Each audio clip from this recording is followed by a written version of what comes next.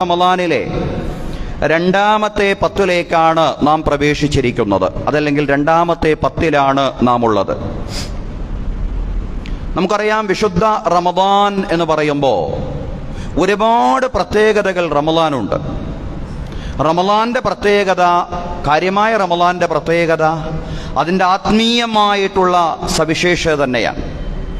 ഖുർആൻ ഇറങ്ങിയ മാസം എന്ന നിലയ്ക്ക് വിശ്വാസികളെ സംബന്ധിച്ചിടത്തോളം ആത്മീയമായി ഏറ്റവും ഔന്നിത്യമുള്ള, ആ അർത്ഥത്തിൽ ഖുർആൻ ഇറങ്ങിയ മാസം എന്ന അർത്ഥത്തിൽ ആത്മീയമായി ഏറ്റവും ഔന്നിത്യവുമുള്ള മാസമാണ് റമദാൻ എന്ന് പറയുന്നത്. റമദാൻ പ്രാർത്ഥനയ്ക്ക് ഉത്തരം ലഭിക്കുന്ന മാസമാണ്. ഷഹ്റുൻ ഫീഹി യുസ്തജാബു ദുആ, പ്രാർത്ഥനയ്ക്ക് ഉത്തരം ലഭിക്കുന്ന മാസമാണ് റമദാൻ എന്ന് പറയുന്നത്. ലിസ്വാഇമി ദഅവത്തുൻ ലാ തുറദ്, നോമ്പുകാരന് ഒരിക്കലും അല്ലാഹു തആല തട്ടിമാറ്റാത്ത പ്രാർത്ഥനയാണുള്ളത്. നോമ്പുകാരന്റെ പ്രാർത്ഥന അല്ലാഹു തആല തട്ടിമാറ്റില്ല എന്നാണ് പറയുന്നത്. പ്രാർത്ഥനയ്ക്ക് ഉത്തരം ലഭിക്കുന്ന മാസം എന്നതാണ് റമളാന്റെ സവിശേഷതകളിൽ ഒന്ന്. റമളാന്റെ രണ്ടാമത്തെ പത്ത് നമുക്കൊക്കെ അറിയാവുന്നത് പോലെ ബദർ യുദ്ധം ആ ഇസ്ലാമിക ചരിത്രത്തിലെ സത്യാസത്യ പോരാട്ടത്തിന്റെ, അതിൽ സത്യത്തിന്റെ വിജയത്തിന്റെ ആഘോഷം പറയുന്ന, അതല്ലെങ്കിൽ അതിലുള്ള സന്തോഷം പറയുന്ന പത്ത് കൂടിയാണ് റമളാനിലെ രണ്ടാമത്തെ പത്ത് എന്ന് പറയുന്നത്. ബദർ യുദ്ധത്തെ അനുസ്മരിക്കുന്ന പത്ത്, പ്രാർത്ഥനയ്ക്ക് ഉത്തരം ലഭിക്കുന്ന മാസം എന്ന രീതിയിലും, അതുപോലെ തന്നെ ബദർ അനുസ്മരിക്കുന്നതിനും വേണ്ടിയാണ് ഇന്നത്തെ ഖുത്ബ പ്രയോജനപ്പെടുത്തുന്ന. അല്ലാഹു തആല പറയാനും കേൾക്കാനും നമുക്ക് തൗഫീഖ് നൽകി അനുഗ്രഹിക്കുമാറാവട്ടെ. ബഹുമാന്യരായ സഹോദരങ്ങളെ, സഹോദരിമാരെ, പ്രാർത്ഥനയെ സംബന്ധിച്ച് ധാരാളം ഖുർആനിൽ പറഞ്ഞിട്ടുണ്ട്. നിങ്ങൾ അള്ളാഹുവിനോട് ചോദിക്കുക. അള്ളാഹിനോട് നിങ്ങൾ ചോദിച്ചാൽ അള്ളാഹു തട്ടിമാറ്റുകയില്ല. അള്ളാഹു നിങ്ങളുടെ നാഡീ നരമ്പുകളെക്കാൾ നിങ്ങളോട് അടുത്തവനാണ്.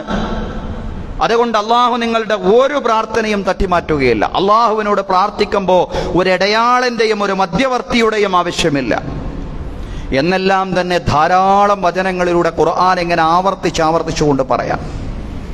അതിൽപ്പെട്ട ഒരു വചനമാണ് തുടക്കത്തിൽ ഞാൻ ഓതിവെച്ച വചനം. വഖാല റബ്ബുക്കും ഉദ്ഉനി അസ്തജിബ് ലക്കും, നിങ്ങളുടെ രക്ഷിതാവ് പറഞ്ഞിരിക്കുന്നു, ഉദ്ഉനി, നിങ്ങൾ എന്നെ വിളിച്ച് പ്രാർത്ഥിക്കണം, അസ്തജിബ് ലക്കും, ഞാൻ നിങ്ങൾക്ക് ഉത്തരം നൽകും. എന്നെ വിളിച്ച് നിങ്ങൾ പ്രാർത്ഥിച്ചാൽ അള്ളാഹു പറയാണ്, നിങ്ങളുടെ പ്രാർത്ഥനയ്ക്ക് അള്ളാഹു ഉത്തരം നൽകും. ഇന്നല്ലദീന യസ്തക്ബിറൂന അൻ ഇബാദതി സയദ്ഖുലൂന ജഹന്നമ ദാഖിരീൻ, നിശ്ചയം എനിക്കുള്ള ഇബാദത്തിനെ സംബന്ധിച്ച് അഹങ്കരിച്ച് നടക്കുന്ന ആളുകളുണ്ടല്ലോ, എനിക്ക് ഇബാദത്ത് ചെയ്യുന്നതിൽ വിമുഖത കാണിച്ച്, എന്നോട് പ്രാർത്ഥിക്കുന്നതിൽ വിമുഖത കാണിച്ച് ധിക്കാരത്തോടെ അഹങ്കാരത്തോടെ കൂടി നടക്കുന്ന ആളുകളുണ്ടല്ലോ, അവരെ നിന്ദ്യന്മാരായി നരകത്തിൽ പ്രവേശിക്കുന്നതാണെന്ന് അല്ലാഹു തആല സൂറത്തുൽ ഗാഫിറിലൂടെ നമ്മെ അറിയിക്കുകയാണ്. സഹോദരങ്ങളെ, വലിയ പ്രതിസന്ധിയിലൂടെയാണ് നാം വ്യക്തികളും അതുപോലെ തന്നെ കുടുംബങ്ങളിലുമുണ്ട് പ്രതിസന്ധി. അതുപോലെ അതിനേക്കാളൊക്കെ വലിയ പ്രതിസന്ധി രാജ്യവും സമുദായവും ലോകവും ഒക്കെ അഭിമുഖീകരിച്ചുകൊണ്ടിരിക്കുകയാണ്. ഈ പ്രതിസന്ധി ഘട്ടത്തിൽ അള്ളാഹുവിനോട് ചോദിക്കാതിരിക്കുക എന്ന് പറയുന്നത് അഹങ്കാരമാണ്. ഇന്നല്ലദീന യസ്തക്ബിറൂന അൻ ഇബാദതി എന്നാണ് അള്ളാഹുവിന്റെ പ്രയോഗം. എന്നെ വിളിച്ചു പ്രാർത്ഥിക്കുന്നതിൽ നിന്ന് ആരെങ്കിലും അഹങ്കരിച്ചാൽ, അവിടെ ഇബാദ എന്ന് പറയുന്നത് ദുആ ആണ്. അദ്ദുആഉ ഹുവൽ ഇബാദ, അദ്ദുആഉ മുഖുൽ ഇബാദ എന്നെല്ലാം നമുക്ക് പ്രവാചക വചനങ്ങളിൽ കാണാവുന്നതാണ്. പ്രാർത്ഥന എന്ന് പറയുന്നത് അത് ആരാധനയാണ്, അത് ആരാധനയുടെ മജ്ജയാണ് എന്നെല്ലാം കാണാവുന്നതാണ്. അള്ളാഹിനോട് ചോദിക്കാതിരിക്കുക, അള്ളാഹുവിനോട് പ്രാർത്ഥിക്കാതിരിക്കുക എന്നതിനെ അഹങ്കാരമായിട്ടാണ് അല്ലാഹു തആല വിശദീകരിക്കുന്നത്. അള്ളാഹു പറഞ്ഞതായിട്ട് ഒരു ഖുദ്സിയായ ഹദീസിലൂടെ പ്രവാചകൻ സല്ലല്ലാഹു അലൈഹി വസല്ലം പറയാണ്, അള്ളാഹു പറഞ്ഞു, യാ ഇബാദി ലൗ അന്ന അവ്വലക്കും വ ആഖിറക്കും വ ഇൻസക്കും വ ജിന്നക്കും, എൻ്റെ അടിമകളെ, നിങ്ങളിൽ ആദ്യത്തവരും അവസാനത്തവരും, നിങ്ങളിൽ മനുഷ്യരും നിങ്ങളിൽ ജിന്നുകളും, ഖാമൂ ഫീ സ്വഈദിൻ വാഹിദിൻ, എല്ലാവരും ഒരു മൈതാനിയിൽ ഒരുമിച്ച് കൂടി. അതിൽ ആദ്യത്തെ ആളുകളുണ്ട്, അവസാനത്തെ ആളുകളുണ്ട്, മനുഷ്യരുണ്ട്, ജിന്നുകളുണ്ട്. എല്ലാവരും ഒരു മൈതാനിയിൽ ഒരുമിച്ച് കൂടി. സഅലൂനി, അവരെല്ലാവരും എന്നോട് ചോദിച്ചു, അവരെല്ലാവരും ചോദിച്ചാലും ഫഅതൈതു കുല്ല ഇൻസാനിൻ മസ്അലതഹു, ഓരോരുത്തരുടെയും ചോദ്യത്തിന് ഞാൻ ഉത്തരം നൽകുന്നതാണ്, ഓരോരുത്തരുടെയും ആവശ്യം ഞാൻ പൂർത്തീകരിച്ചു കൊടുക്കുന്നതാണ്. അല്ലാഹു തആല പറയാൻ, ഈ ലോകത്ത് ആദ്യമുണ്ടായ ആൾ മുതൽ അവസാനം വരുന്ന ആൾ വരെയുള്ളവർ, അതിൽ മനുഷ്യരുണ്ട്, ജിന്നുകളുണ്ട്, എല്ലാവരും ഒരു മൈതാനിയിൽ ഒരുമിച്ച് കൂടി എന്നോട് ചോദിച്ചാലും എല്ലാവരുടെയും ആവശ്യം ഞാൻ പൂർത്തീകരിച്ചു കൊടുക്കും. എന്ന് മാത്രമല്ല, മാ നഖസദാലിക മിമ്മാ ഇൻദി, എൻ്റെ ഔദാര്യത്തിൽ അതൊരു കുറവും വരുത്തുകയില്ല. അള്ളാഹുവിൻ്റെ ഖജനാവിൽ അങ്ങനെ കൊടുത്താൽ, എല്ലാവർക്കും കൊടുത്താലും അള്ളാഹുവിന്റെ ഖജനാവിൽ ഒരു കുറവും സംഭവിക്കുകയില്ല. ഇല്ലാ കമാ യൻഖുസുൽ മുഹീതു ഇദാ ഉദ്ഖിലൽ ബഹർ, സമുദ്രത്തിൽ ഒരു സൂചി മുക്കിയാൽ, സമുദ്രത്തിൽ വെള്ളം നിൽക്കാൻ വല്ല കുറവുണ്ടാവോ? ഒരു സൂചിയാണ് മുക്കിയിട്ടുള്ളത്, അത് വെള്ളത്തിന്റെ നിലനിൽപ്പിന് വല്ല കുറവും ഉണ്ടാക്കുമോ? അതുപോലെയുള്ളൂ നിങ്ങൾക്ക് എല്ലാവർക്കും കൊടുത്താലും അതെന്റെ ഔദാര്യത്തിൽ ഒരു കുറവും വരുത്തുകയില്ല എന്ന് അല്ലാഹു തആല വിശദീകരിക്കുകയാണ്. അള്ളാഹു പറഞ്ഞതായി പ്രവാചകൻ സല്ലല്ലാഹു അലൈഹി വസല്ലം പറയാൻ. സഹോദരങ്ങളെ, ഇമാം മുസ്ലിം ഉദ്ധരിച്ച ഹദീസാണ്. അള്ളാഹുവിന്റെ അടുക്കലുള്ള ഔദാര്യം കൊടുത്തു തീരുന്നതല്ല ലോകത്തുള്ള മുഴുവൻ ആളുകളും, ആദ്യത്തെ ആൾ മുതൽ അവസാനത്തെ ആൾ വരെയുള്ളവർ എല്ലാവരും സംഗമിച്ച് ഒരു മൈതാനിയിൽ വെച്ച് പടച്ചവനോട് ചോദിച്ചു. എല്ലാവർക്കും പടച്ചവൻ കൊടുക്കുകയും ചെയ്താലും അള്ളാഹുവിന്റെ ഔദാര്യം, അള്ളാഹുവിന്റെ അനുഗ്രഹങ്ങൾ അത് കൊടുത്തു തീരുന്നതല്ലെന്നർത്ഥം സഹോദരങ്ങളെ, സഹോദരിമാരെ. പക്ഷേ നമ്മുടെ ജീവിതം കഴിവിന്റെ പരമാവധി ദീനിയായി ആത്മീയമായി സംസ്കരിക്കുമ്പോഴാണ് അള്ളാഹുവിന്റെ അടുക്കൽ നിന്ന് നമുക്ക് നേടാൻ സാധിക്കുക. അപ്പോഴേ നമ്മുടെ പ്രാർത്ഥനയ്ക്ക് ഉത്തരം ലഭിക്കുകയുള്ളൂ. ദീനിയായിട്ട് നമുക്ക് സംസ്കരിക്കുവാൻ കഴിയണം, തസ്കിയത്ത് നേടാൻ സാധിക്കണം. അതിന് നമ്മൾ പരിശ്രമിക്കണം. ഇബ്രാഹിം ഇബ്നു അദ്ഹം എന്ന് പറയുന്നത് വലിയൊരു സൂഫി വര്യന്റെ പേരാണ്. വലിയൊരു സൂഫിയും പണ്ഡിതനുമെല്ലാമായിരുന്നു. ഒരു കാലത്ത് വലിയ കൊട്ടാര ജീവിതം നയിച്ച്, പിന്നീട് ആ കൊട്ടാര ജീവിതമൊന്നും വേണ്ടെന്ന് വിചാരിച്ച് വിരക്തിയുടെ, വിനയത്തിന്റെ, ലാളിത്യത്തിന്റെ ജീവിതത്തിൽ പ്രവേശിച്ച വലിയൊരു മഹാനായിരുന്നു ഇബ്രാഹിം ഇബ്നു അദ്ഹം. അബൂ ഇസ്ഹാഖ് എന്നതാണ് അദ്ദേഹത്തിന്റെ ഓമനപ്പേര്. അദ്ദേഹത്തെ ഒരിക്കൽ ജനങ്ങൾ അങ്ങാടിയിൽ വെച്ച് കണ്ടുമുട്ടി അദ്ദേഹത്തോട് ചോദിക്കുകയാണ്, യാ അബാ ഇസ്ഹാഖ്, അബൂ ഇസ്ഹാഖേ, ഇന്നല്ലാഹ തആല യഖൂൽ ഉദ്ഉനി യസ്തജിബ് ലക്കും, അല്ലാഹു തആല പറയുന്നുണ്ടല്ലോ എന്നോട് ചോദിക്കും ഞാൻ ഉത്തരം നൽകുമെന്ന്. അല്ലാഹു ഇങ്ങനെ ഖുർആനിൽ പുട്ടിൽ തേങ്ങ ഇടും പോലെ ഇങ്ങനെ ഇടക്കിടക്ക് പറയുന്നുണ്ടല്ലോ പടച്ചവൻ. വനഹ്നു നദുഉല്ലാഹ ഫലാ യസ്തജീബു ലനാ, ഞങ്ങൾ അല്ലാഹുവിനോട് പ്രാർത്ഥിക്കുന്നുണ്ട്, എന്താ ഞങ്ങളുടെ പ്രാർത്ഥന അല്ലാഹു കേൾക്കാത്തത്? എന്താണ് അല്ലാഹു ഞങ്ങളുടെ പ്രാർത്ഥനയ്ക്ക് ഉത്തരം ചെയ്യാത്തത്? ഇബ്രാഹിം ഇബ്നു അദ്ഹം റഹ്മത്തുള്ളാഹി അലൈഹി മറുപടി പറയാണ്, നിങ്ങളുടെ ഹൃദയങ്ങൾ 10 കാര്യങ്ങൾ കൊണ്ട് മരവിച്ചു പോയിരിക്കുന്നു. 10 കാര്യങ്ങൾ കൊണ്ട് നിങ്ങളുടെ ഹൃദയങ്ങൾ മരിച്ചു പോയിരിക്കുന്നു. ആ 10 കാര്യങ്ങൾ പരിഹരിക്കുവാൻ നിങ്ങൾക്ക് സാധിച്ചാൽ നിങ്ങളുടെ പ്രാർത്ഥന അല്ലാഹു സ്വീകരിക്കും. ഒന്നാമത്തെ കാര്യം പറഞ്ഞു, അറത്തുമുല്ലാഹ വലം തുഅദ്ദു ഹഖ്ഖഹ്, നിങ്ങൾ അള്ളാഹുവിനെ അറിഞ്ഞു പക്ഷേ അള്ളാഹിനോടുള്ള ബാധ്യത നിറവേറ്റുന്നില്ല. ഇതാണ് ഒന്നാമത്തെ കാര്യം. അള്ളാഹിനെ അറിഞ്ഞു പക്ഷേ അള്ളാഹുവിനോടുള്ള ബാധ്യത നിറവേറ്റുന്നില്ല. രണ്ടാമത്തെ കാര്യം, വഖറഅതുൽ ഖുർആന വലം തഅമലൂ ബിഹി, നിങ്ങൾ ഖുർആൻ പാരായണം ചെയ്യുന്നു പക്ഷേ ഖുർആൻ അനുസരിച്ച് നിങ്ങൾ ജീവിക്കുന്നില്ല, അതനുസരിച്ച് നിങ്ങൾ പ്രവർത്തിക്കുന്നില്ല. മൂന്നാമത് പറഞ്ഞു, വസഅംതും ഹുബ്ബ നബിയിക്കും വതറക്തും സുനന, നിങ്ങളുടെ പ്രവാചകനെ സ്നേഹിക്കുന്നു എന്ന് നിങ്ങൾ വാദിക്കുന്നു പക്ഷേ പ്രവാചക ചര്യ നിങ്ങൾ ഉപേക്ഷിക്കുകയാണ്. അതാണ് മൂന്നാമത്തെ കാര്യം. നാലാമത് പറഞ്ഞു, വഖുൽതും ഇന്ന ശൈത്വാന ലക്കും അദുവ്വൻ വവാഫഖ്തുമൂഹു, പിശാച് നിങ്ങളുടെ ശത്രുവാണെന്ന് നിങ്ങൾ വാദിക്കുന്നു പക്ഷേ പിശാചിനോട് നിങ്ങൾ യോജിക്കുന്നു. അഞ്ചാമത് പറഞ്ഞു, വഖുൽതും ഇന്നക്കും മുസ്താഖൂന ഇലൽ ജന്നത്തി വലം തഅമലൂ ലഹാ, നിങ്ങൾക്ക് സ്വർഗത്തിന് വലിയ ആഗ്രഹമാണ് നിങ്ങൾ പറയുന്നു പക്ഷേ സ്വർഗത്തിന് വേണ്ടി നിങ്ങൾ പ്രവർത്തിക്കുന്നില്ല. ആറാമത് പറഞ്ഞു, വഖുൽതും ഇന്നക്കും തഖാഫൂന അന്നാറ വലം തഹ്റബൂ മിൻഹാ, നിശ്ചയം നിങ്ങൾ നരകത്തെ ഭയപ്പെടുന്നു എന്ന് നിങ്ങൾ പറയുന്നു പക്ഷേ നരകത്തിൽ നിന്ന് ഓടി രക്ഷപ്പെടാനുള്ള ശ്രമങ്ങൾ നിങ്ങൾക്കുണ്ടാവുന്നില്ല. ഏഴാമത് പറഞ്ഞു, വഖുൽതും ഇന്നൽ മൗത ഹഖ്ഖുൻ വലം തസ്തഇദ്ദൂ ലഹു, നിങ്ങൾ മരണം സത്യമാണെന്ന് പറയുന്നു, നിശ്ചയം മരണം സത്യമാണെന്ന് നിങ്ങൾ പറയുന്നു പക്ഷേ മരണത്തിന് വേണ്ടി നിങ്ങൾ സജ്ജരാവുന്നില്ല. എട്ടാമത് പറഞ്ഞു, വസ്തഖൽതും ബിഉയൂബിൻ നാസി വതറക്തും ഉയൂബക്കും, ജനങ്ങളുടെ കുറവുകൾ എപ്പോഴും നിങ്ങൾ തേടിപ്പോകുന്നു, പക്ഷേ നിങ്ങളുടെ കുറവുകൾ പരിഹരിക്കാനുള്ള പരിശ്രമങ്ങൾ നിങ്ങളുടെ ഭാഗത്തുണ്ടാവുന്നില്ല. 9 പറഞ്ഞു, അകൽതും നിഅമല്ലാഹി വലം തുഅദ്ദു ശുക്റഹ. അല്ലാഹുവിന്റെ അനുഗ്രഹങ്ങൾ നിങ്ങൾ ഭുജിക്കുന്നു, പക്ഷേ അല്ലാഹുവിന്റെ അനുഗ്രഹങ്ങൾക്ക് നിങ്ങൾ നന്ദി പ്രകാശിപ്പിക്കുന്നില്ല. 10 പറഞ്ഞു, വദഫൻതും മൗതാകും വലം തഅതബിറു ബിഹിം. നിങ്ങളിൽ മരണപ്പെട്ടവരെ നിങ്ങൾ മറമാടുന്നു, ആ മറമാടലിൽ നിന്ന് നിങ്ങൾ പാഠം ഉൾക്കൊള്ളുന്നില്ല. നാളെ നിങ്ങളും ഇതുപോലെ മറമാടപ്പെടേണ്ടുന്നയാളാണ് എന്ന പാഠം നിങ്ങൾ ഉൾക്കൊള്ളുന്നില്ല. ഈ 10 കാര്യങ്ങൾ പരിഹരിക്കുവാൻ നിങ്ങൾക്ക് എന്ന് സാധിക്കുന്നോ, അതിനുള്ള പരിശ്രമങ്ങൾ നിങ്ങളുടെ ഭാഗത്ത് നിന്ന് എന്ന് ആരംഭിക്കുന്നോ, അന്ന് അല്ലാഹു നിങ്ങളുടെ പ്രാർത്ഥന സ്വീകരിക്കുമെന്ന് പറയാണ്. സഹോദരങ്ങളെ, ഒന്നുകൂടി ആളുകളുടെ ഓർമ്മയിലേക്ക് ആവർത്തിച്ചുകൊണ്ട് പറയാണ് 10 കാര്യങ്ങൾ. നിങ്ങൾ അല്ലാഹുവിനെ അറിഞ്ഞിരിക്കുന്നു, പക്ഷേ അല്ലാഹുവിനോടുള്ള ബാധ്യത നിറവേറ്റുന്നില്ല. 2, നിങ്ങൾ ഖുർആൻ പാരായണം ചെയ്യുന്നു, പക്ഷേ ഖുർആൻ അനുസരിച്ച് പ്രവർത്തിക്കുന്നില്ല. 3, നിങ്ങൾ പ്രവാചകനെ സ്നേഹിക്കുന്നു എന്ന് വാദിക്കുന്നു, പക്ഷേ ആ പ്രവാചക ചര്യകൾ നിങ്ങൾ ഉപേക്ഷിക്കുന്നു. 4, നിശ്ചയം പിശാച് നിങ്ങളുടെ ശത്രുവാണ് നിങ്ങൾ പറയുന്നു, ആ പിശാചിനോട് നിങ്ങൾ യോജിക്കുന്നു. 5, നിശ്ചയം നിങ്ങൾ സ്വർഗം ആഗ്രഹിക്കുന്നു എന്ന് പറയുന്നു, ആ സ്വർഗത്തിന് വേണ്ടി നിങ്ങൾ പ്രവർത്തിക്കുന്നില്ല. 6, നിശ്ചയം നിങ്ങൾ നരകത്തെ ഭയപ്പെടുന്നു എന്ന് പറയുന്നു, ആ നരകത്തിൽ നിന്ന് ഓടി രക്ഷപ്പെടാനുള്ള പരിശ്രമങ്ങൾ നിങ്ങളുടെ ഭാഗത്തു നിന്നുണ്ടാവുന്നില്ല. 7, നിശ്ചയം മരണം സത്യമാണെന്ന് പറയുന്നു, പക്ഷേ ആ മരണത്തിന് വേണ്ടി നിങ്ങൾ സജ്ജരാവുന്നില്ല. 8, ജനങ്ങളുടെ കുറവുകളെ സംബന്ധിച്ച് നിങ്ങൾ എപ്പോഴും ചർച്ച ചെയ്യുന്നു, പക്ഷേ നിങ്ങളുടെ കുറവുകൾ പരിഹരിക്കാനുള്ള പരിശ്രമങ്ങൾ നിങ്ങളുടെ ഭാഗത്തിൽ നിന്നുണ്ടാവുന്നില്ല. 9, അല്ലാഹുവിന്റെ അനുഗ്രഹങ്ങൾ നിങ്ങൾ തിന്നുന്നു, അല്ലാഹുവിന്റെ അനുഗ്രഹങ്ങൾക്ക് നിങ്ങൾ നന്ദി പ്രകാശിപ്പിക്കുന്നില്ല. 10, നിങ്ങളിൽ മരണപ്പെട്ടവരെ നിങ്ങൾ മറമാടുന്നു, പക്ഷേ ആ മറമാടലിൽ നിന്ന് നിങ്ങൾ പാഠം ഉൾക്കൊള്ളുന്നില്ല. ഈ 10 കാര്യങ്ങൾ പെട്ടെന്നൊരു സമയം പരിഹരിക്കാൻ കഴിയുന്ന കാര്യങ്ങളല്ല. പക്ഷേ ഈ 10 കാര്യങ്ങൾ പരിഹരിക്കാനുള്ള പരിശ്രമം ഒരു വിശ്വാസിയുടെ ഭാഗത്തുനിന്നുണ്ടാവുമ്പോൾ അള്ളാഹു വിശ്വാസിയുടെ പ്രാർത്ഥന ഇങ്ങനെ സ്വീകരിച്ചു തുടങ്ങുമെന്നുള്ളതാണ്. അതുകൊണ്ട് സഹോദരങ്ങളെ, നമ്മുടെ ജീവിതത്തിലെ നിലപാട് ശരിയാക്കി അള്ളാഹുവിലേക്ക് തിരിയുകയും അള്ളാഹുവിനോട് പ്രാർത്ഥിക്കുകയും ചെയ്യുക. നമ്മൾ ചെയ്ത സുഹൃതങ്ങൾ മുൻനിർത്തി അള്ളാഹുവിനോട് പ്രാർത്ഥിക്കുക. നമ്മൾ ചെയ്ത അഅ്മാൽ സ്വാലിഹാത്തിനെ മുൻനിർത്തിക്കൊണ്ട് അള്ളാഹുവിനോട് പ്രാർത്ഥിക്കുക. നമുക്കറിയാലോ ചരിത്രം, പ്രവാചകൻ സല്ലല്ലാഹു അലൈഹി വസല്ലം പറഞ്ഞു കൊടുത്ത ചരിത്രം. ഇബ്നു ഉമർ റളിയല്ലാഹു അൻഹു വിശദീകരിക്കുന്ന ഹദീസാണ്.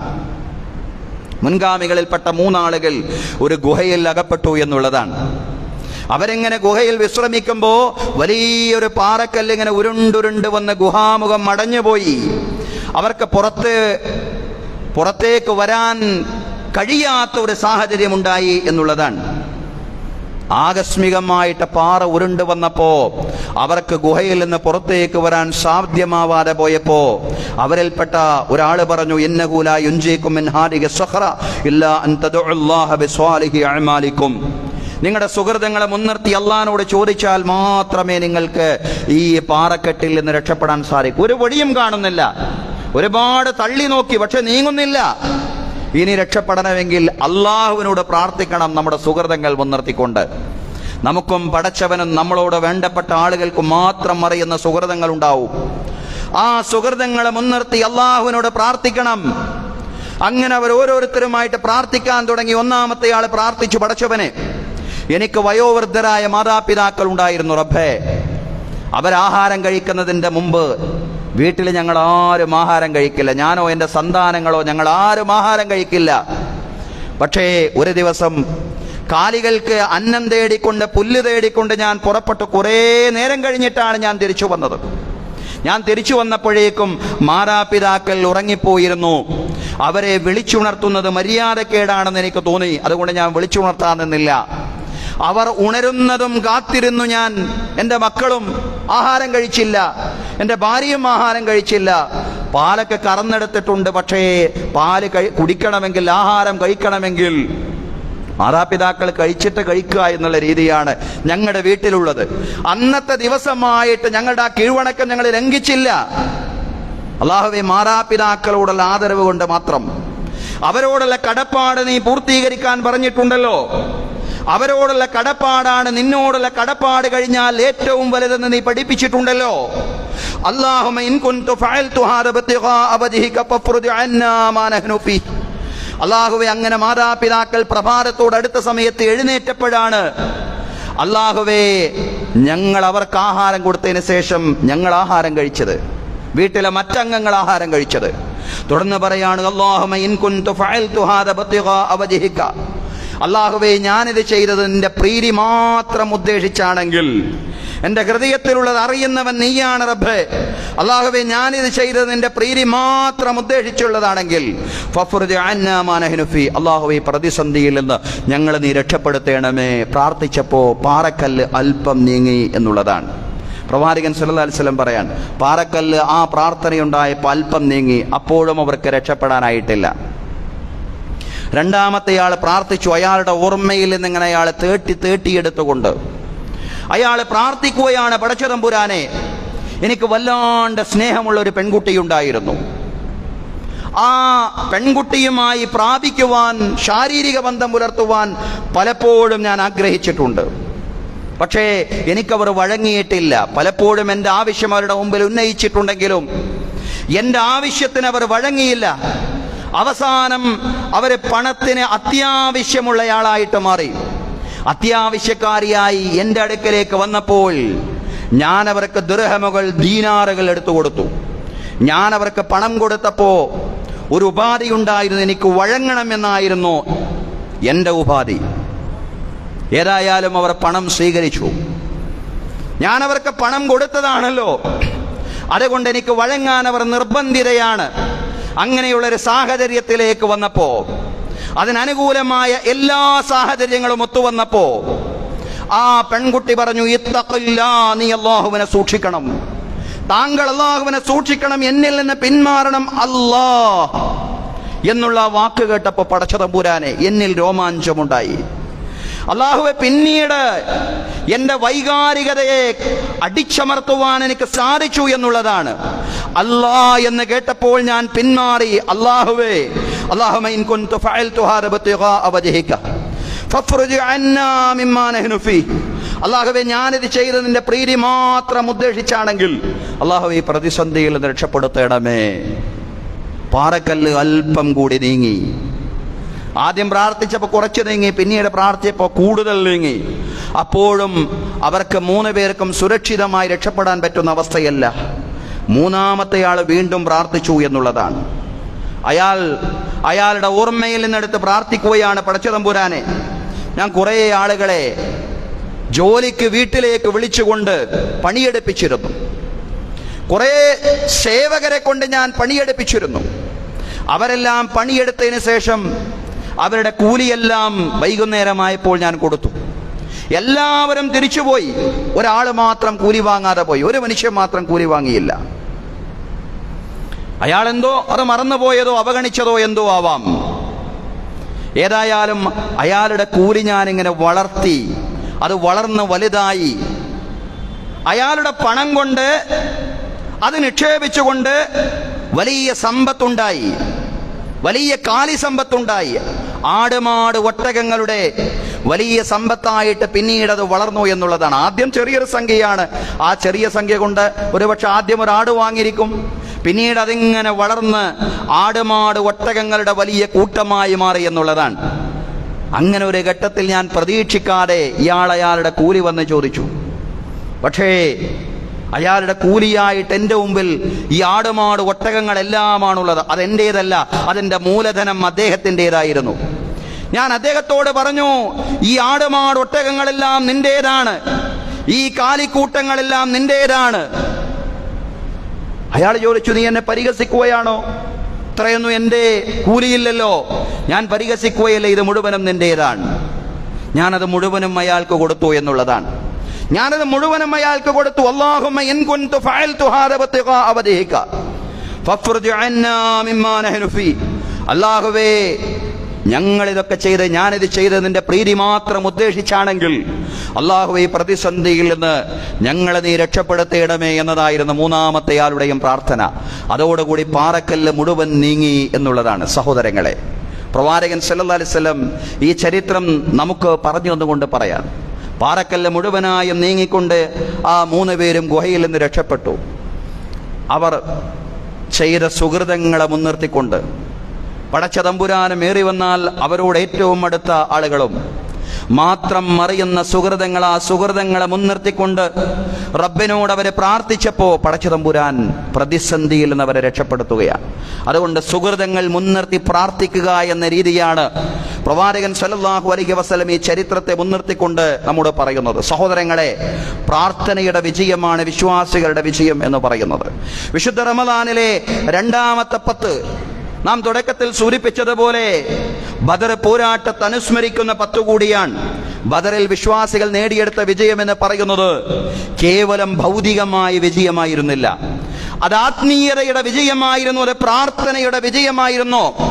കേവലം 313 ആളുകൾ ആയുധശക്തിയുള്ള ആയിരങ്ങളെ പരാജയപ്പെടുത്തിയിട്ടുണ്ടെങ്കിൽ അത് പ്രാർത്ഥനയുടെയും ആത്മീയതയുടെയും ശക്തിയായിരുന്ന സഹോദരങ്ങളെ. ബദറിന്റെ തലേ ദിവസം റസൂലുള്ളാഹി സ്വല്ലല്ലാഹു അലൈഹി വസല്ലം കൈമലർത്തിക്കൊണ്ട് പ്രാർത്ഥിക്കുകയാണ്. പ്രവാചകന്റെ കൈകൾ ഇങ്ങനെ ആകാശത്തേക്ക് ഉയർന്നുയർന്ന് പോകുമ്പോൾ പ്രവാചകന്റെ തട്ടം നിലത്ത് വീഴുന്നത് കണ്ട് അബൂബക്കർ സിദ്ദീഖ് റളിയല്ലാഹു അൻഹു പരിഭ്രാന്തിയോടുകൂടി വന്ന് ആ തട്ടമെടുത്ത് റസൂലുള്ളാഹി സ്വല്ലല്ലാഹു അലൈഹി വസല്ലമയുടെ തലയിൽ വെച്ച് കൊടുത്തുകൊണ്ട് പറയുന്നു, ഹസ്ബുക യാ റസൂലല്ലാഹ്, അല്ലാഹുവിന്റെ ദൂതരെ മതി മതി, അല്ലാഹു നിങ്ങളുടെ വിളി കേൾക്കും, അല്ലാഹു നിങ്ങളുടെ പ്രാർത്ഥന കേൾക്കും. ഹാദാ ജിബ്രീലു അഖദ ബിയനാനി ഫർസി, ഇദാ ജിബ്രീൽ തന്റെ കുതിരയുടെ കടിഞ്ഞാണം പിടിച്ചുകൊണ്ട് വന്നിരിക്കുന്നു. ജിബ്രീൽ വന്നിരിക്കുന്നു. ആരാ പറയുന്നത്? പ്രവാചകൻ സല്ലല്ലാഹു അലൈഹി വസല്ലം പറഞ്ഞു കൊടുക്കുകയാണ്, അബ്ശിർ യാ അബൂബക്കർ, അബൂബക്കറെ സന്തോഷിക്കുക, ഹസ്ബുക യാ റസൂലല്ലാഹ്, റസൂലേ ഇനി മതി, പ്രാർത്ഥിച്ച് മതി എന്ന് പറയുമ്പോ അബൂബക്കർ സിദ്ദീഖ് റളിയല്ലാഹു അൻഹുവിനോട് റസൂൽ സന്തോഷ വാർത്ത പറഞ്ഞു കൊടുക്കുക, അബ്ശിർ യാ അബൂബക്കർ, അബൂബക്കറെ സന്തോഷിക്കുക, ഹാദാ ജിബ്രീലു അഖദ ബിയനാനി ഫർസി, ഇദാ ജിബ്രീൽ കുതിരയുടെ കടിഞ്ഞാണം പിടിച്ചു വന്നിരിക്കുന്നു. ഇത് തസ്തഗീസൂന റബ്ബക്കും ഫസ്തജാബ ലക്കും അന്നീ മുമിദ്ദുക്കും ബിഅൽഫിൻ മിനൽ മലായികത്തി മുർദിഫീൻ.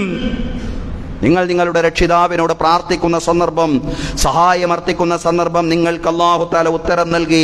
അന്നീ മുമിദ്ദുക്കും ബിഅൽഫിൻ മിനൽ മലായികത്തി മുർദിഫീൻ, ആയിരക്കണക്കിന് മാലാകമാരെ തുടരെ അയച്ചുകൊണ്ട് അല്ലാഹു സഹായിക്കുമെന്ന് അല്ലാഹു നിങ്ങൾക്ക് ഉത്തരം നൽകി. അങ്ങനെ ആയിരക്കണക്കിന് മലക്കുകൾ ഇറങ്ങി പോരാടിയ രണാങ്കളമാണ് ബദർ എന്ന് പറയുന്നത്. അപ്പോഴും നാം പറയും സഹോദരങ്ങളെ, ബദർ ഒരിക്കലും തന്നെ ഒരു ആക്രമണമായിരുന്നില്ല, ബദർ ഒരിക്കലും തന്നെ ഒരു ഹുജൂമായിരുന്നില്ല. എന്ന് പറഞ്ഞാൽ മുസ്ലിങ്ങൾ അനാവശ്യമായി ഒരു ജനതയ്ക്ക് നേരെ നടത്തിയ കയ്യേറ്റമായിരുന്നില്ല ബദർ എന്ന് പറയുന്നത്. മറിച്ച് വിശ്വാസികളായി ജീവിക്കാൻ വേണ്ടിയുള്ള അവകാശത്തിന് വേണ്ടി നടത്തിയ ആത്മപ്രതിരോധമായിരുന്നു ബദർ. അവർ സ്വയം പ്രതിരോധിക്കുകയായിരുന്നു. അവരുടെ മുമ്പിൽ വേറെ വഴിയില്ലായിരുന്നു. ഒരു യുദ്ധം മാത്രമേ പരിഹാരമായിട്ടുള്ളൂ എന്ന് വന്ന ഒരു ഘട്ടത്തിൽ അവർ യുദ്ധം ചെയ്യാൻ നിർബന്ധിതരാവുകയായിരുന്നു. ധാരാളം കാലം അവരോട് പ്രവാചകൻ പറഞ്ഞത്, നിങ്ങൾ നിങ്ങളുടെ കൈകളെ ഒതുക്കി വെക്കുക, കുഫു ഐദീക്കും എന്ന, നിങ്ങളുടെ കൈകളെ നിങ്ങൾ ഒതുക്കി വെക്കുക, നിങ്ങൾ ക്ഷമിക്കുക എന്നാണ് പറഞ്ഞത്. യാസിർ കുടുംബമേ, ക്ഷമിക്കുക, നിശ്ചയം നിങ്ങളുടെ വാഗ്ദത്ത ഭൂമി സ്വർഗമാണ്. മുതൽ ഹലറമൗത്ത് വരെ രാത്രിയുടെ അന്ത്യയാമങ്ങളിൽ ഒരു മനുഷ്യന് തന്റെ ചെന്നായ മാത്രം ഭയപ്പെട്ടുകൊണ്ട് യാത്ര ചെയ്യാൻ പറ്റുന്ന ഒരു അറേബ്യയാണ് ഞാൻ സ്വപ്നം കാണുന്നത്, ഞാൻ ദീർഘദർശനം ചെയ്യുന്നത്. നിങ്ങൾ ക്ഷമിക്കുക, നിങ്ങളുടെ മുൻഗാമികൾ ഇതിനേക്കാൾ വലിയ പരീക്ഷണങ്ങൾ അവർ ഏറ്റുവാങ്ങിയിട്ടുണ്ട്. വലിയ വലിയ കുഴികളിൽ അവരെ ഇറക്കി നിർത്തിക്കൊണ്ട് ഈർച്ചവാള് കൊണ്ട് അവരുടെ ശരീരത്തെ രണ്ടായി പിളർക്കുന്ന അവസ്ഥയുണ്ടായിട്ടുണ്ട്. പക്ഷേ അപ്പോഴും അവർ വിശ്വാസത്തിൽ നിന്ന് പിന്മാറിയിട്ടില്ല. അതാണ് നിങ്ങളുടെ മുൻഗാമികളുടെ ക്ഷമയുടെ മാതൃക എന്ന് പറയുന്നത്. അങ്ങനെ ക്ഷമിക്കാൻ പറയുകയായിരുന്നു മക്കയിൽ. ആ ജനത ക്ഷമിച്ചു തന്നെ മക്കയിൽ ജീവിച്ചു. പക്ഷേ വിശ്വാസികളായി ജീവിക്കാൻ അവർ അനുവദിച്ചില്ല. അതുകൊണ്ട് മദീനയിലേക്ക് പ്രയാണം ചെയ്യുന്ന സാഹചര്യമുണ്ടായി. മദീനയിലായപ്പോഴും മദീനയിലെ കപടവിശ്വാസികളെയും ജൂതന്മാരെയും ദുരുപയോഗം ചെയ്തുകൊണ്ട് ഉപയോഗിച്ചുകൊണ്ട് വിശ്വാസികൾക്കെതിരെ മക്കയിലെ ഖുറൈശികൾ ഗൂഢാലോചന നടത്തി. ബഹുദൈവ വിശ്വാസികൾ ഗൂഢാലോചന നടത്തി. ഗത്യന്തരമില്ലാത്ത ഘട്ടത്തിലാണ് പ്രതിരോധത്തിനുള്ള അനുവാദം നൽകുന്നത് വിശുദ്ധ ഖുർആനിലൂടെ. അല്ലാഹു തആല ഉദിന ലില്ലദീന യുഖാതലൂന ബിഅന്നഹും ളുലിമു വഇന്നല്ലാഹ അലാ നസ്രിഹിം ലഖദീർ. പോരാടിക്കൊണ്ടിരിക്കുന്ന മർദ്ദിതരായ ആളുകളുണ്ടല്ലോ, മർദ്ദിതരായ ആളുകൾ, അവർക്ക് യുദ്ധം ചെയ്യാൻ അനുമതി ലഭിച്ചിരിക്കുന്നു. അവർ മർദ്ദിതരാണെന്ന കാരണത്താൽ മർദ്ദിതരായ ആളുകൾക്ക് അവർ അക്രമത്തിന് വിധേയരായിരിക്കുന്നു എന്ന കാരണത്താൽ പോരാടാൻ, യുദ്ധം ചെയ്യാൻ അനുമതി ലഭിച്ചിരിക്കുന്നു. നിശ്ചയം അല്ലാഹു തആല അവരെ സഹായിക്കുവാൻ കഴിവുള്ളവനാണ്. അതും വ്യവസ്ഥാപിതമായൊരു രാഷ്ട്രവും സമൂഹവുമായി ഇസ്ലാമിക സമൂഹം മദീനയിൽ വളർന്ന് പന്തലിച്ച ശേഷമാണ് പ്രതിരോധത്തിന് വേണ്ടിയുള്ള, ഈ അർത്ഥത്തിലുള്ള യുദ്ധം എന്ന രീതിയിലുള്ള ഒരു പ്രതിരോധത്തിന് വേണ്ടിയുള്ള അനുമതി ഒരു ഘട്ടത്തിൽ ലഭിക്കുന്നത്. അതുവരെയും ക്ഷമിച്ചുകൊണ്ട് കൈകൾ ഒതുക്കി വെച്ചുകൊണ്ട് ജീവിക്കാനാണ് വിശ്വാസി സമൂഹത്തോട് അള്ളാഹു പറഞ്ഞത് എന്ന് വിശുദ്ധ ഖുർആനിലൂടെ കാണാൻ കഴിയുന്നുണ്ട്. അതും ഈ വിശ്വാസം വേറൊരു ജനതയുടെ മേൽ അടിച്ചേൽപ്പിക്കാനല്ല.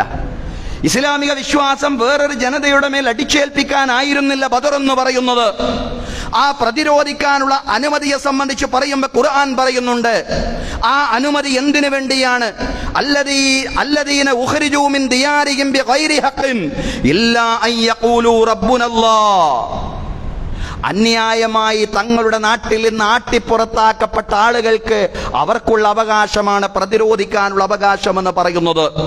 ഈ പ്രതിരോധത്തിന്റെ ആത്യന്തിക ലക്ഷ്യം എന്താണെന്ന് കൂടി പറയാണ്. വലൗലാ ദഫ്ഉല്ലാഹി നാസ ബഅദഹും ബിബഅദിൻ ലഹുദ്ദിമത് സ്വവാമിഉ വബിയഉം വസലവാത്തും വമസാജിദു യുദ്കറു ഫീഹി ഇസ്മല്ലാഹി കസീറാ വലയൻസുറന്നല്ലാഹ മയ്യൻസുറു ഇന്നല്ലാഹ ലഖവിയ്യുൻ അസീസ്. ഈ പ്രതിരോധം ഇല്ലായിരുന്നുവെങ്കിൽ, ഇങ്ങനെ ആളുകൾ ചിലരെ കൊണ്ട് പ്രതിരോധിക്കുന്ന അവസ്ഥ ഈ ഭൂമിയിൽ ഇല്ലായിരുന്നുവെങ്കിൽ ലഹുദ്ദിമത് സ്വവാമിഉ, സന്യാസി മഠങ്ങൾ തകർക്കപ്പെട്ടേന, വബിയഉൻ, ക്രിസ്തീയ ദേവാലയങ്ങളും, വസ്വലവാത്തുൻ, ജൂതമഠങ്ങളും. നോക്കൂ നിങ്ങൾ, ഈ പ്രതിരോധം ഒരു വിശ്വാസത്തിന്റെ സംരക്ഷണത്തിന് വേണ്ടി മാത്രമല്ല. ഈ പ്രതിരോധം എന്ന് പറയുന്നത് ബഹുസ്വരതയുടെ സംരക്ഷണത്തിന് വേണ്ടിയാണ്. ഇത് ഞാൻ പറഞ്ഞതല്ലേ, ഖുർആൻ പറഞ്ഞതാണ്. ഈ പ്രതിരോധം ഇല്ലായിരുന്നുവെങ്കിൽ സന്യാസി മഠങ്ങളും ക്രിസ്തീയ ദേവാലയങ്ങളും ജൂതമഠങ്ങളും തകർക്കപ്പെടുമായിരുന്നു.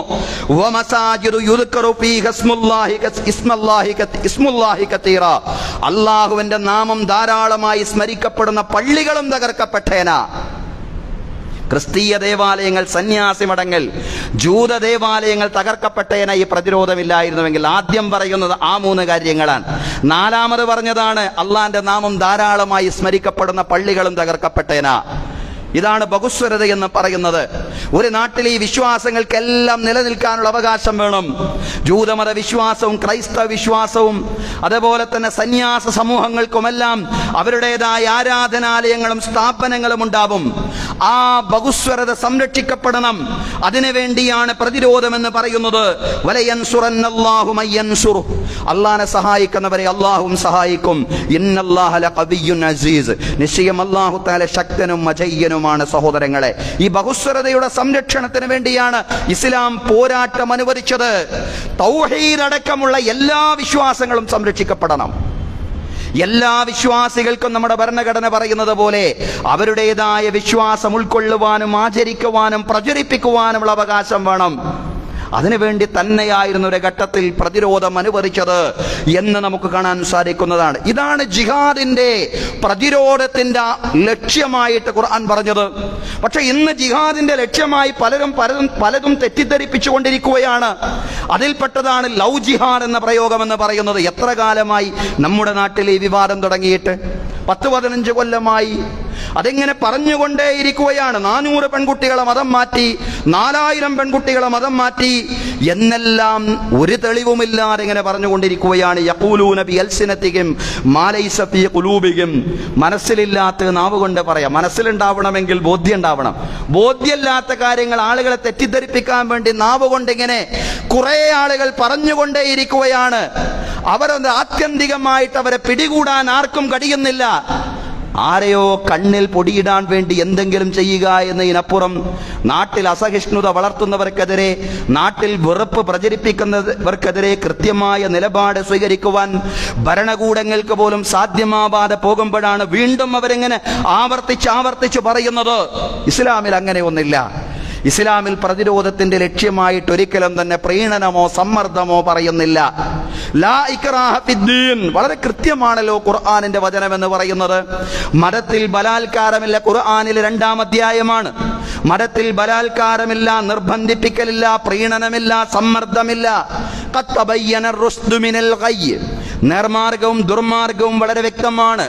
പ്രീണനത്തിന്റെ ആവശ്യം ഒരു ദുർബലമായ മതത്തിനെ അതിൻ്റെ ആവശ്യമുള്ളൂ. പക്ഷേ നമ്മുടെ ആശയത്തിൽ, നമ്മുടെ ഐഡിയോളജിയിൽ അതിൻ്റെ പ്രത്യയശാസ്ത്രപരമായ കരുത്തിലുള്ള വിശ്വാസം നമുക്കുണ്ട്. അതുകൊണ്ട് ജനങ്ങൾക്ക് അതിനെ സംബന്ധിച്ച് പഠിക്കുമ്പോൾ ബോധ്യമാവുന്നതാണ്. അതിനപ്പുറത്ത് ആളുകളെ പ്രീണിപ്പിക്കേണ്ട ആവശ്യമില്ല, ആളുകളെ ബലപ്രയോഗം നടത്തേണ്ട ആവശ്യമില്ല എന്ന് മാത്രമല്ല, അത് പാടില്ല. ലാ ഇക്റാഹ ഫിദ്ദീൻ എന്ന് പറഞ്ഞാൽ അതാണ് അതിൻ്റെ അർത്ഥം. മതത്തിൽ ബലപ്രയോഗം പാടില്ല, സമ്മർദ്ദവും പ്രീണനവും പാടില്ല. ഖദ് തബയ്യന റുശ്ദു മിനൽ ഗയ്യ്, നേർമാർഗവും ദുർമാർഗവും വളരെ വ്യക്തമാണ്. ഫമൻ യക്ഫുർ ബിത്വാഗൂതി വയുമിൻ ബില്ലാഹി ഫഖദ് ഇസ്തംസക ബിൽ ഉർവത്തിൽ വുസ്ഖാ, ആരെങ്കിലും ദൈവേതര ശക്തികളെ നിരാകരിച്ചുകൊണ്ട് അല്ലാഹുവിൽ മുറുകെ പിടിക്കുകയാണെങ്കിൽ, അല്ലാഹുവിൽ വിശ്വസിക്കുകയാണെങ്കിൽ ബലിഷ്ഠമായ പാശമാണ് അയാളെ മുറുകെ പിടിച്ചിട്ടുള്ളത്. അങ്ങനൊരു ആവശ്യം വരുന്നില്ല, അത് പാടില്ല. ചരിത്രത്തിൽ തിരുത്തി കൊടുത്തതാണ്.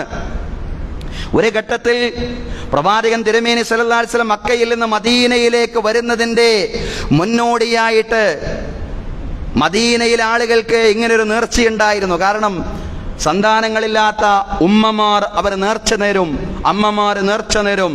എന്താണ് അവരുടെ നേർച്ച? ഞങ്ങൾക്ക് സന്താനങ്ങൾ ഉണ്ടായിക്കഴിഞ്ഞാൽ ഞങ്ങളുടെ മക്കളെ ജൂതമത വിശ്വാസികളായി വളർത്തുമെന്നുള്ളതാണ്.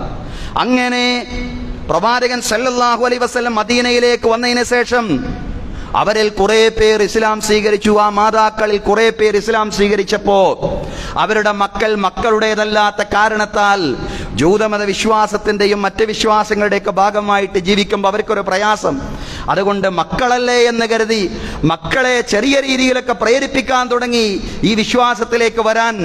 ആ ഘട്ടത്തിലാണ് ഖുർആൻ പറഞ്ഞത്, മക്കളെ മാതാപിതാക്കൾ മക്കൾ വിശ്വാസികളല്ലാത്ത ഘട്ടത്തിൽ അവരെ സമ്മർദ്ദത്തിലാക്കിയേക്കുമോ എന്ന ഒരാശങ്ക വന്നപ്പോ അവിടെയാണ് ഖുർആന്റെ പ്രയോഗം ഉണ്ടായത്. ലാ ഇക്റാഹ ഫിദ്ദീൻ, മതത്തിൽ ബലാത്കാരം പാടില്ല, സമ്മർദ്ദവും പ്രീണനവും പാടില്ല. അത് പാടില്ലെന്ന് ഖുർആൻ വ്യക്തമായി പറഞ്ഞ സ്ഥിതിക്ക് വിശ്വാസികളുടെ ഭാഗത്ത് നിന്ന് അതുണ്ടാവുകയില്ല എന്നുള്ളതാണ് സഹോദരങ്ങളെ. അതുകൊണ്ട് യഥാർത്ഥത്തിൽ ഇവിടെ നടക്കേണ്ട ഒരു ജിഹാദുണ്ട്. അത് ഈ തെറ്റായ പ്രചരണങ്ങൾക്കെതിരെ, ഈ കള്ളപ്രചരണങ്ങൾക്കെതിരെ നിരന്തരമായി നടന്നുകൊണ്ടിരിക്കുന്ന ഈ പ്രചരണങ്ങൾക്കെതിരെയുള്ള ബോധവൽക്കരണമാണ്. അതിനുവേണ്ടി സാമൂഹ്യ മാധ്യമങ്ങളെ നന്നായിട്ട് ഉപയോഗപ്പെടുത്തണം. അതിനുവേണ്ടിയാണ് സാമൂഹ്യ മാധ്യമങ്ങളെ നന്നായിട്ട് ഉപയോഗപ്പെടുത്തേണ്ടത് സഹോദരങ്ങളെ. സമൂഹം അപകടകരമായ ഒരു സാഹചര്യത്തിലൂടെയാണ് മുന്നോട്ട് പോയിക്കൊണ്ടിരിക്കുന്നത്.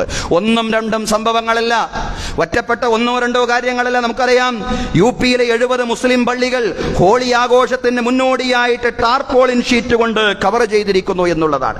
70 പള്ളികൾ കവർ ചെയ്തിരിക്കുകയാണ് ഒരു ആഘോഷത്തിന്റെ മുന്നോടിയായിട്ട്. സഹോദരങ്ങളെ, ഹോളി പ്രമാണിച്ച് ഇന്നത്തെ ദിവസം റമദാനിലെ വെള്ളിയാഴ്ച ജുമുഅക്ക് പോകരുത് എന്ന് പറഞ്ഞു വെച്ചിരിക്കുകയാണ് അവിടുത്തെ മുഖ്യമന്ത്രി യോഗി ആദിത്യനാഥ്. വല്ലാത്തൊരവസ്ഥയാണിതെല്ലാം രാജ്യത്ത് നടന്നുകൊണ്ടിരിക്കുന്നത്. ഇത്തരം പൈശാചികതകൾക്കെതിരെ ജാതി മത വ്യത്യാസങ്ങളില്ലാതെ, കക്ഷി രാഷ്ട്രീയ ഭേദങ്ങളില്ലാതെ എല്ലാവരും ഒരുമിച്ച് കൊണ്ട് ശബ്ദിക്കുക എന്നതാണ് യഥാർത്ഥത്തിൽ നമ്മുടെ ബാധ്യത. അതാണ് ബദറിൽ നിന്നുള്ള ആ പോരാട്ടത്തിൽ നിന്നുള്ള, ചരിത്രത്തിൽ നിന്നുള്ള നമ്മുടെ പ്രചോദനമായിട്ട് ഈ കാലഘട്ടത്തിൽ മാറേണ്ടത്. സമാധാനപരവും ജനാധിപത്യപരവുമായ പ്രതിഷേധങ്ങൾ തന്നെയാണ് ഉണ്ടാവേണ്ടത്. പക്ഷേ മൗനത്തിന്റെ പൈശാചികതയിൽ കഴിഞ്ഞുകൂടാൻ പാടില്ല. മൗനത്തിൽ മുന്നോട്ട് പോയാൽ എത്ര കാലം ഈ രാജ്യത്തിന് മുന്നോട്ട് പോകാൻ സാധിക്കുമെന്നുള്ളതാണ്. മൗനത്തിലും ഭയത്തിലും മുന്നോട്ട് പോവാതെ ശക്തമായിട്ടുള്ള പ്രതിഷേധങ്ങൾ ജനാധിപത്യപരവും സമാധാനപരവുമായ ഭൂമികയിൽ തന്നെ ഉണ്ടാവണം എന്നുള്ളതാണ്. പക്ഷേ ആ പോരാട്ടം തിന്മയെ അതേ നാണയത്തിൽ തിരിച്ചടിച്ചുകൊണ്ടല്ല, തിന്മയെ നന്മ കൊണ്ട് പ്രതിരോധിക്കുക എന്നതാവണം നമ്മുടെ ജിഹാദ്. ആ പ്രതിരോധത്തിന്റെ ഒരു രൂപമായിരുന്നു ഇന്നലെ തിരുവനന്തപുരം നഗരത്തിൽ നമ്മൾ കണ്ടത്. നമ്മുടെ മസ്ജിദുകളിൽ ഈ ആറ്റുകാൽ, പൊങ്കാല അത് കടന്നു പോകുന്ന, അതല്ലെങ്കിൽ അതിനോട് ബന്ധപ്പെടുന്ന ആ ചുറ്റുവട്ടത്തുള്ള പള്ളികളെല്ലാം തന്നെ ആ പൊങ്കാലയ്ക്ക് വരുന്ന സഹോദരിമാർക്ക് വിശ്രമിക്കാൻ വേണ്ടി തുറന്നു വെച്ചിരുന്നു എന്നുള്ളതാണ്. നമ്മുടെ പള്ളിയടക്കമുള്ള എല്ലാ പള്ളികളും തുറന്നു വെച്ചിരുന്നു എന്നുള്ളതാണ്. എന്തിനാണ് ഇങ്ങനെ ചെയ്യുന്നത്? രണ്ടും രണ്ട് വ്യത്യസ്തങ്ങളായിട്ടുള്ള ആശയങ്ങളാണ്, ഒരു സംശയവുമില്ല.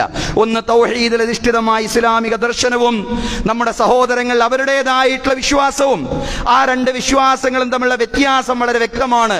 പക്ഷേ നമ്മുടെ നാട്ടിലേക്ക് അതിഥികളായിട്ട് കുറെ സഹോദരിമാർ ഒരുമിച്ച് വരുമ്പോൾ തീർച്ചയായിട്ടും അവരുടെ ആതിഥേയരെന്നുള്ള ബാധ്യത നമുക്ക് വരുന്നുണ്ട് എന്നുള്ളതാണ്. അത് മനുഷ്യത്വപരമായിട്ടുള്ള നമ്മുടെ ബാധ്യതയാണ്. അത് മനുഷ്യത്വത്തോടുള്ള ബഹുസ്വരതയോടുള്ള നമ്മുടെ ആദരവും നമ്മുടെ അംഗീകാരവുമാണ് വിളിച്ചു പറയുന്നത്. സഹോദരങ്ങളെ, മസ്ജിദുകളും ചർച്ചുകളുമെല്ലാം പൊങ്കാലയിൽ വരുന്ന ആ പൊങ്കാലയ്ക്ക് വേണ്ടി വന്ന സ്ത്രീകൾക്ക് വിശ്രമിക്കാൻ തുറന്നു വെച്ച ആ മാതൃകാപരമായ പ്രവർത്തനമുണ്ടല്ലോ, അതിനെയാണ് തിന്മയെ നന്മ കൊണ്ട് പ്രതിരോധിക്കുക എന്ന് പറയുന്നത്. വിശ്വാസികൾ നിർവഹിക്കേണ്ടുന്ന പോരാട്ടം ബദറിൽ നിന്ന് പ്രചോദനം ഉൾക്കൊണ്ടുകൊണ്ട് വിശ്വാസികൾ എന്നെന്നും ഈ രാജ്യത്വം എന്നല്ല ഈ നാടിന്റെ മാതൃക ലോകത്തിന് കാണിച്ചു കൊടുക്കണം. അത് തിന്മയെ നന്മ കൊണ്ട് പ്രതിരോധിക്കുക എന്നുള്ള മാതൃകയാണ്. വലാ തസ്തവിൽ ഹസനതു വലസ്സയ്യിഅ, നന്മയും തിന്മയും തുല്യമാവുകയില്ല. യു പിയിൽ നിന്ന് ചില വാർത്തകൾ നമ്മൾ കേൾക്കുമ്പോൾ അക്കണക്കിന് നമ്മുടെ നാട്ടിൽ മറുപടി പറയുകയല്ല, മറിച്ച് അതിനുള്ള പ്രതിരോധം എന്ന് പറയുന്നത് അവിടെ നടക്കുന്ന തിന്മയ്ക്കെതിരെ, അസഹിഷ്ണുതയ്ക്കെതിരെ, വെറുപ്പിന്റെ സംസ്കാരത്തിന് എതിരെ സ്നേഹത്തിന്റെയും സഹിഷ്ണുതയുടേതുമായിട്ടുള്ള ഒരു സംസ്കാരവും ആവിഷ്കാരവും നമ്മുടെ നാട്ടിൽ ഉണ്ടാക്കി കൊടുക്കുക എന്നുള്ളതാണ്. നന്മയും തിന്മയും തുല്യമാവുകയില്ല. ഇത് തിന്മയെ ഏറ്റവും നല്ല നന്മ കൊണ്ടാണ് നിങ്ങൾ പ്രതിരോധിക്കേണ്ടത്. അങ്ങനെ നിങ്ങൾ തിന്മയെ ഏറ്റവും നല്ല നന്മ കൊണ്ട് പ്രതിരോധിച്ചാൽ നിങ്ങൾക്കും നിങ്ങളോട് വൈരമുള്ള ശത്രുതയുള്ള ആളുകൾക്കുമിടയിൽ എന്തെന്നില്ലാത്ത മൈത്രി ബന്ധം രൂപപ്പെടും എന്നുള്ളതാണ്. നാട്ടിലെ ജാതി മത വ്യത്യാസങ്ങൾ, ആളുകൾ ഇങ്ങനെ പരസ്പര സംഘർഷത്തിലും പോരാട്ടത്തിലും കഴിഞ്ഞുകൂടണം എന്നല്ല അള്ളാഹുവിന്റെ ദീൻ പറയുന്നത്. സാഹോദര്യം ഉണ്ടാവണം, പരസ്പര സ്നേഹമുണ്ടാവണം, മൈത്രി ബന്ധങ്ങൾ രൂപപ്പെടണം. ഈ മൈത്രി ബന്ധങ്ങൾ രൂപപ്പെടണമെങ്കിൽ തിന്മയെ നന്മ കൊണ്ട് പ്രതിരോധിക്കുവാൻ സന്നദ്ധരാവണം നിങ്ങൾ എന്നുള്ളതാണ്.